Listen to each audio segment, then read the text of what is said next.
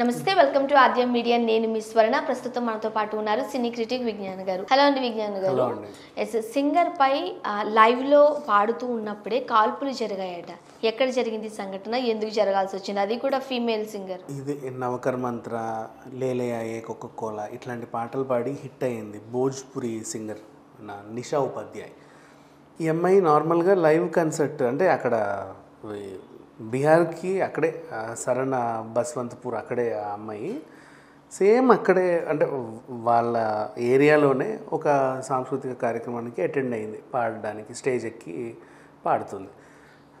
Already వాళ్ళు మంచి event అంతా ప్లాన్ చేసుకున్నారు, స్పాన్సర్స్ వచ్చారు. సో వాళ్ళంతా ఈవెంట్ అంతా ప్లాన్ చేసుకున్నారు, స్పాన్సర్స్ వచ్చారు, అంతా అయిపోయింది. అంటే మధ్యలో కొన్ని పాటలు, మధ్యలో కొన్ని ఆటలు, అట్లా అట్లా అట్లా అడప ఒక ఎంటర్టైన్మెంట్ జోన్ ప్లాన్ చేశారు. మధ్యలో 2 స్టాండప్ కామెడీ ఇవన్నీ కలిపి ఇప్పుడు రెగ్యులర్ మన రవీంద్ర భారతిలో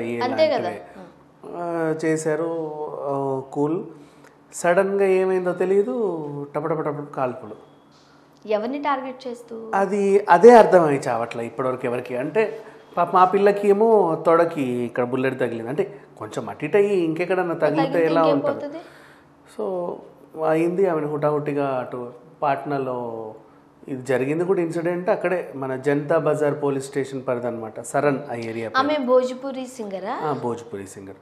సో వీళ్ళు ఇక్కడికి మ్యాక్స్ హాస్పిటల్, పాట్నాలో ఉన్న మ్యాక్స్ హాస్పిటల్కి తీసుకెళ్ళి ఆ బుల్లెట్ని అంతా తీసేసి, బుల్లెట్ అంటే హాస్పిటల్ వెంటనే వాళ్ళు అదే కదా చేయరు కదా, పోలీసు మన సినిమాలో చూసినట్టు ఉంటుంది, కేసు వచ్చిన తర్వాత ఆపరేషన్ చేస్తూ ఉంటారు. సో ఆ రకంగా పాపం అప్పటికే ఆ పోలీసులు రావడం కొంచెం లేట్ అయ్యి ఈమెకి ఇంకా బ్లీడింగ్ అవుతానే ఉంది. ఈమె కొంచెం అన్కాన్షియస్ సిచ్యువేషన్కి వెళ్ళింది. ఆమెకి అర్థం కావట్లేదు, నన్ను ఎందుకు కాల్చారా బాబు. ఆడపిల్ల పాపం ఒక్కసారిగా బుల్లెట్ తగిలి విలవిలాడిపోతే ఎలా ఉంటుంది. అంటే ఇప్పుడు కొంతమందికి ఇట్లా ఉంటానే ఉంటారు, పైగా అమ్మాయిలు కాబట్టి ఖర్చు పెట్టుకునే వాళ్ళు కూడా ఉండొచ్చు. ఎందుకంటే ఏదో అంటారు, ఈమె నో చెప్తారు, సో అవునా అని చెప్పి కాల్చడాలు ఇలాంటివి కూడా ఉంటాయి. బట్ ఈవెంట్ మేనేజర్లకి సంబంధించిన ఇష్యూలో జరిగిన కాల్పులు ఇవి, లేకపోతే ఈమెనే టార్గెట్ చేశారా అట్లా కూడా తెలియట్లా. అంటే కొంతమంది సైకోలు ఉంటారు. ఇప్పుడు మొన్న అమెరికాలో కూడా ఒకడు ఊరికే రోడ్ల మీద కాలిస్తే అమ్మాయి చనిపోలా, హీరో సూర్య అభిమాని. అవును. సో అది కూడా మనం చూసాం. వాడు ఊరికే కాల్చాడు, వాడు అదేం తెలియదా. అంటే సడన్గా అట్లా వస్తారు, వెనక్కి తిరిగి టపటప కాల్చేస్తారు. కొంతమందికి అట్లా ఉంటుంది సైకిక్ మెంటాలిటీ. మరి ఇక్కడ ఇప్పుడు ఈ పిల్లని చంపాల్సిన అవసరం ఏముంది? ఏమొక పాటలు పాడేది, పోనీ వీడికి నచ్చిన పాటలు పాడట్లేదా లేకపోతే ఇంకేమన్నా కూడా అట్లా కూడా ఏమి ఉండదు కదా. అండ్ ఇంకొకటి కూడా, ఒక గలాటా జరిగి తర్వాత కాల్పులు కూడా జరిగినట్లుగా అట్లా డైరెక్ట్ గా కాల్ చేశారు. వాడు ఎవరిని గురి పెడితే ఈమెకు తగిలిందా అనేది కూడా అంటే అట్లా కూడా లేదు. ఇదే ఈ పిల్లే పాడుతుంది, ఇటు పక్కేమో ఈ వాయించే వాళ్ళు కూర్చున్నారు, ఇక్కడ ఈవెంట్ ఆర్గనైజర్స్ వాళ్ళు వీళ్ళు ఉన్నారు. ఆ పక్కన పెద్దదే స్టేజ్, నార్మల్గా మంచిగానే వేసారు, పెద్దదే స్టేజ్. అవన్నీ వేసిన తర్వాత గ్రాండ్ గానే సెలబ్రేషన్స్ అనేవి జరుగుతున్నాయి, ఏదో తూతూ మంత్రంగా కూడా కాదు. లేదు, ఇప్పుడు టికెట్ పెట్టుకొని వెళ్ళే లైవ్ కన్సర్ట్లు కదా, అప్పుడప్పుడు జరుగుతూ ఉంటాయి. ఇంతకు ముందు కూడా మనం చాలా చూసాం. ఇప్పుడు మన మంగ్లీ అక్కడికి వెళ్తే రాళ్ళేసి కొట్టారు ఆమెని, అంటే అది వేరు, ఆమె విషయం వేరు. ఆమెది ఏంటంటే ఒకసారి తెలుగులో మీరు మాట్లాడవచ్చు కదా అంటే ఎందుకు మాట్లాడాలి తెలుగులో, కన్నడలో మీరు మాట్లాడవచ్చు కదా అని అంటే ఎందుకు మాట్లాడాలి కన్నడలో, ఇక్కడ చాలామందికి తెలుగు వచ్చు, పర్వాలేదు వీళ్ళకి అర్థమవుతుంది, కన్నడ అయితే ఏంటి తెలుగు అయితే ఏంటి అన్నట్టు విరవీగింది. ఎందుకు మంగ్లీకి కన్నడ వచ్చా? రాదు, ఆ పిల్లకి రాదని చెప్తే అయిపోగా కదా. అంతవరకు ఓకే గారు, నాకు రాదండి కన్నడ, బట్ ప్రయత్నిస్తాను, అదో ఇదో తప్పులు ఉంటే నన్ను క్షమించండి, తెలుగులో మాట్లాడుతున్నాను మీరు ఏమనుకోకండి, లేదా అందరికీ న్యూట్రల్ ఇంగ్లీషు బేసిక్గా తప్పించుకోవడానికి ఇది ఒక మంచి ఆయుధం. ఎక్కడికి వెళ్ళినా సరే ఇంగ్లీష్లో 2 పదాలు మాట్లాడేసి హౌ ఆర్ యూ బాయ్ అంటే సరిపోయింది, పిల్ల ఏదో మాట్లాడింది అనుకుంటారు. అట్లా కాకుండా ఇది చెప్పక అది చెప్పక ఎందుకు అవసరమా, ఇప్పుడు కన్నడలో మాట్లాడకపోతే ఏమన్నా ఇద్దా మీకు అన్నట్టు మాట్లాడితే ఏమైద్దో చూపిస్తాం ఉండు నీకని. నెక్స్ట్ మళ్ళీ కన్నడ వాళ్ళకి తమిళ వాళ్ళకి భాష మీద చాలా మక్కువ ఉంటుంది. నెక్స్ట్ ఏం చేశారంటే కావాలని సెల్ఫీ అని నేను ఈయన పో అన్నాడు, ఇవ్వవా ఉండు నీ సంగతి చెప్తాను చెప్పి రాళ్ళేసి కారు అద్దాలన్నీ పగలగొట్టారు. ఒక్కొక్క దగ్గర ఒక్కొక్కలా ఉంటుంది. బళ్ళారిలో ఆమె ఇన్సిడెంట్ ఒక్కొక్కసారి ఒక్కొక్కలాగా ఉంటారు సిచ్యువేషన్. దాన్ని మనం చూడాలి. నలుగురిలోకి వెళ్తున్నాము అంటే వాళ్ళ అభిప్రాయాలకు తగ్గట్టు నడుచుకోవాలి. అక్కడ మంగ్లీది తప్పులే, బట్ ఇక్కడ మీ అమ్మాయిది అసలు తప్పే లేదు, అస్సలు లేదు. ఎందుకంటే ఆమె ఏమన్నా ఉగ్రవాద పాటలు పాడుతుందా, లేకపోతే ఇంకేమన్నా లేలే ఏ కోకో కోలా పాటలు, నవకర్ మంత్ర పాటలు, ఫేమ్ తీసుకొచ్చిన పాటలే పాడుతున్నారు, అవే పాడుతుంది. పెద్ద విషయమే కదా. ఇప్పుడు బేసిక్గా ఇప్పుడు మంగ్లీ టాపిక్ వచ్చిన కాబట్టి మళ్ళీ మంగ్లీ గురించే మాట్లాడదాం.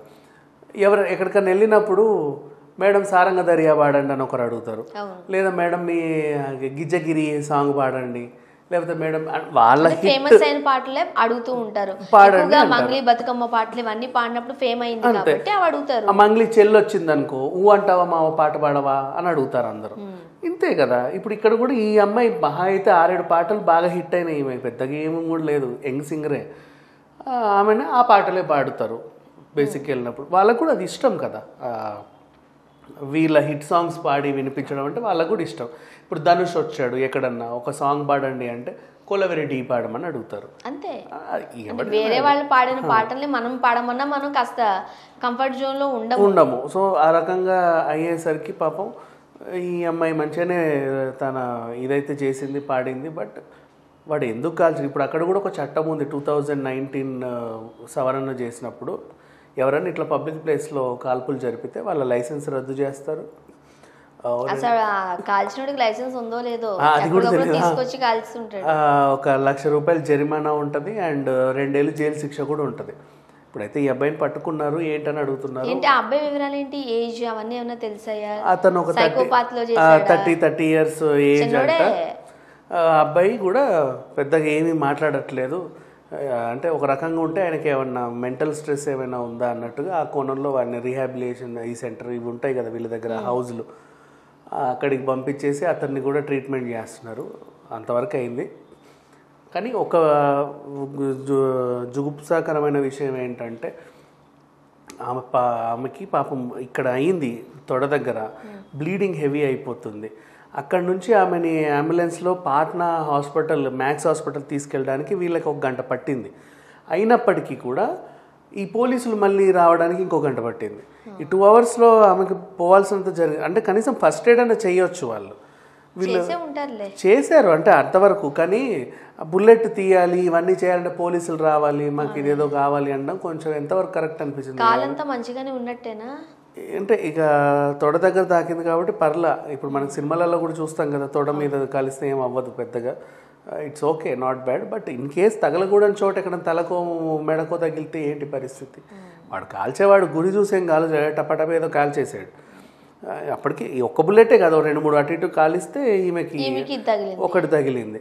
అట్లా వాడు ఎక్కడికి ఎందుకు వచ్చాడు, ఎందుకు కాల్చాడో తెలియదు. ఇంత పెద్ద కన్సర్ట్లు పెట్టేటప్పుడు సెక్యూరిటీ కూడా చూసుకోవాలి. ఇప్పుడు వాళ్ళు అదే అడుగుతున్నారు, లోపలికి రివాల్వర్ ఎలా వచ్చింది, వీళ్ళు ఏం చెక్ చేసి ఎవరిని చెక్ చేసి పంపించారు, ఏదో తుతు మంత్రంగా ఏదో. ఇప్పుడు మనకు కూడా జెయింట్ వీల్ క్రాసులు ఉండే ఎగ్జిబిషన్లు ఉంటాయి, వాళ్ళు చెక్ చేయరు, టికెట్ కొన్నామా పంపించేస్తారు లోపలికి. ఏం జరుగుతుందో ఏ సైకోపాత్ వచ్చి కాల్చుకుంటూ పోయాడు అనుకో.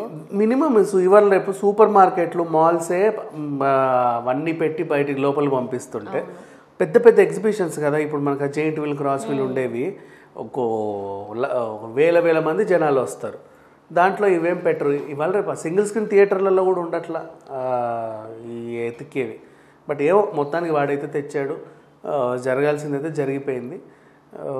ఈ అమ్మాయి మంచిగా ఆరోగ్యంగా ఉండాలి, త్వరగా కోలుకోవాలని చెప్పేసి మిగతా సింగర్స్ అందరూ కూడా పాపం చాలా బాధపడుతున్నారు ఈ ఇన్సిడెంట్కి. Thank you so much.